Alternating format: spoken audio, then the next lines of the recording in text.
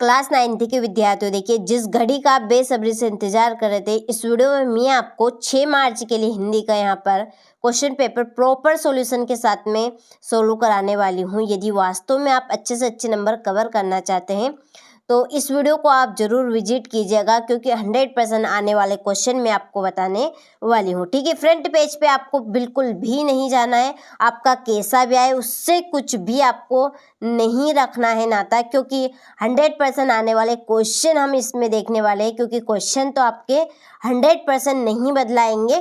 ठीक है, तो क्वेश्चन आपके वही रहेंगे, आपको फ्रंट पेज से कोई मतलब नहीं रखना है।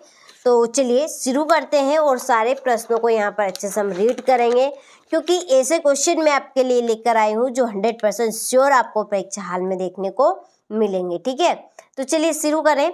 तो देखिए आप पहला क्वेश्चन कि झूरी के साले का नाम क्या था। तो जो झूरी थी उसके साले का नाम क्या था? मोती था, सुरेश था, गया था कि हीरा था। तो देखिए जो मोती और हीरा था, ठीक है, ये तो दोनों किसके नाम है? बेल के नाम है। और सुरेश तो कहीं से कहीं तक नहीं है, आया था, क्या आया था? गया। ठीक है, तो झूरी के साले का नाम क्या बनेगा? गया। तो झूरी के साले का नाम क्या था? गया था, याद रखिएगा। दूसरा देखिए मेघ आए रचना है। मेघ आए रचना किसकी है? तो ये है सर्वेश्वर दयाल सक्सेना की।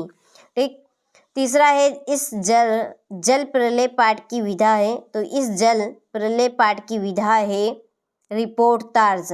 कौन सी है? रिपोर्ट तार्ज। ठीक है, चौथा देखिए संधु ककड़ी भाषा है। तो संधु ककड़ी भाषा किसकी है? तो ये है कबीरदास जी की। ठीक है, किसकी है ये? कबीरदास। पांचवा है कामयानी है। कामयानी एक महाकाव्य है। क्या है कामयानी? महाकाव्य। दो वर्णों के मेल से होने वाले परिवर्तन को कहते हैं संधि। क्या कहेंगे? संधि कहेंगे। ठीक है, चलिए इसके बाद में रिक्त स्थानों की पूर्ति कीजिए। पहला देखिए आप, उपन्यास शब्द में खालिस्तान उपसर्ग है। तो उपन्यास शब्द में उपसर्ग क्या बनेगा? उप। क्या आएगा? उप। कविता के शाब्दिक अनुशासन का नाम खालिस्तान है। छंद। क्या है? छंद। महादेवी वर्मा के बाबा उन्हें खालिस्तान बनाना चाहते थे, विदुषी बनाना चाहते थे। रीढ़ की हड्डी एकांकी में कुल खालिस्तान पात्र है 6। कितने हैं? 6। खालिस्तान को भारतीय आत्मा के नाम से जाना जाता है। किसे? माखनलाल चतुर्वेदी जी को। ठीक है, इसका आंसर क्या रहेगा? माखनलाल चतुर्वेदी जी। रस को काव्य की खालिस्तान बताया गया है आत्मा। क्या बताया गया है? आत्मा बताया गया है। ठीक है, तो चलिए आप यहाँ से बढ़िया से स्क्रीनशॉट ले लीजिए और कंप्लीट आप अच्छे से कीजिएगा। चलिए अब बढ़ते हैं सत्य असत्य की ओर। तो पहला देखिए आप, श्यामचरण दुबे का जन्म उत्तर प्रदेश के बनारस में हुआ था। तो ये आपका सत्य है। दूसरा, कबीर एक समाज सुधारक थे। सत्य। नानी के मन में देश की आज़ादी के प्रति जुनून था। सत्य।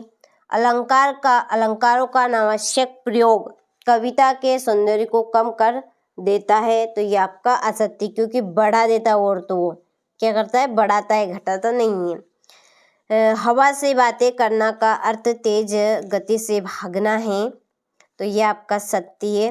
टांडा तिब्बत की सबसे खतरे की जगह है। तो ये भी आपका सत्य रहेगा। ठीक है, चलिए तो ये आपके इस तरह के यहाँ पर क्वेश्चन रहने वाले हैं, तो आप इनको जरूर अच्छे से कंप्लीट कीजिएगा और विजिट कीजिएगा, ताकि आप सभी अच्छे से अच्छे नंबर कवर कर सके। ठीक, चलिए बढ़ते हैं जोड़ी की ओर। तो पहली जोड़ी आप देखिए, लगदाद है आपकी कश्मीरी कवित्री। सवैया है वर्णिक छंद। लेखक की नज़र अटक गई किस पे? तो प्रेमचंद्र के फटे जूते पर। ठीक है, किस पे? प्रेमचंद्र के फटे जूते। त्रिफला है आपका तीनों फलों का समूह। तीनों फलों का समूह। इंद्र का पर्यायवाची सूरप।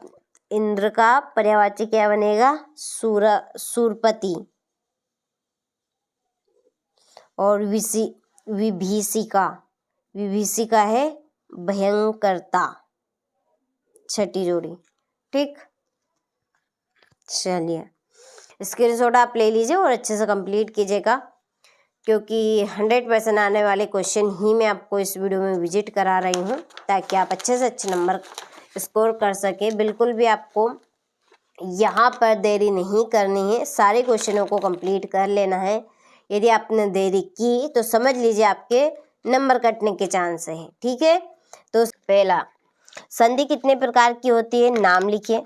तो संधि 3 प्रकार की होती है। कितने प्रकार की? 3 प्रकार की। नाम देखिए, स्वर संधि, स्वर संधि लिख लेना है, डायरेक्टली में लिख रही है। व्यंजन, व्यंजन संधि, और एक है आपकी विसर्ग संधि। ठीक है, क्या रहेगी? विसर्ग संधि। लेखिका मृदुला गर्ग की परदादी ने मंदिर में जाकर क्या मन्नत मांगी थी? कि पहला बच्चा लड़की हो। ठीक है, पहला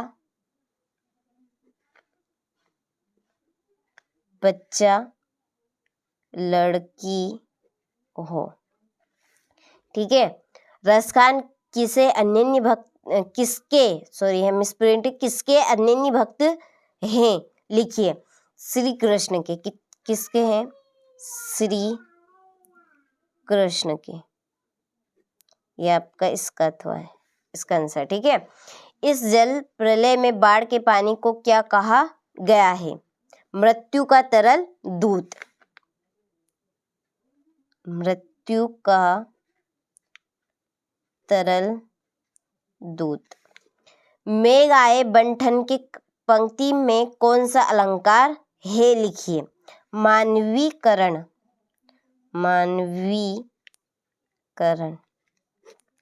ठीक है, सालिम अली की पत्नी का क्या नाम था? लिखिए, तहमीना। क्या नाम है? तहमीना। ठीक, चलिए बढ़िया से स्क्रीनशॉट ले लीजिए, अच्छे से कंप्लीट करने हैं सारे प्रश्न। भक्ति काल को स्वर्ण युग क्यों कहा जाता है? कबीरदास के भाव संदेह की कोई 2 विशेषताएं लिखिए। कवि माखनलाल चतुर्वेदी ने हथकड़ियों को गहना क्यों कहा है? ठीक है, तो इन प्रश्न के आंसर आपको देखिए हमारी एप्लीकेशन के ऊपर मिल जाएंगे। आपको एप्लीकेशन कैसे डाउनलोड करनी है, देख उसकी लिंक आपको इस वीडियो के डिस्क्रिप्शन में मिल जाएगी। ठीक है, तो ये आपके इस तरह के प्रश्न रहेंगे। अनुप्रास अलंकार की परिभाषा, एकांकी की 2 विशेषताएं, तिब्बत में कानून व्यवस्था कैसे होती है, किस घटना में सालिम अली के जीवन की दशा को बदल दिया गया। ठीक है, ये देखिए बहुत ही सिंपल पेपर आना है, बिल्कुल घबराना नहीं है। जो मैं आपको यहाँ पर 6 सेट पेपर करवा रही हूँ, केवल आप इनको कर लीजिए, पूरी हिंदी आपकी हो गई, समझ लीजिए इन 6 सेट पेपर में। ठीक है, आपको पढ़ने की ज़रूरत नहीं, ये उधर उधर बिल्कुल नहीं भागना है, भागिए ही मत। ये इस क्लास को अटेंड कर लीजिए अच्छे से और सारे प्रश्नों को आप रीड कर लीजिए। ये आपका 21वां प्रश्न। ठीक है, हो गया 21वां। ये प्रश्न रहे आपके इसके लास्ट 22 और ये 23। ठीक है, 22 में आपकी यहाँ पर पत्र रहेगा या पत्र अथवे में और एप्लीकेशन रहेगी और लास्ट में आपका निबंध रहेगा। ठीक है, चलिए।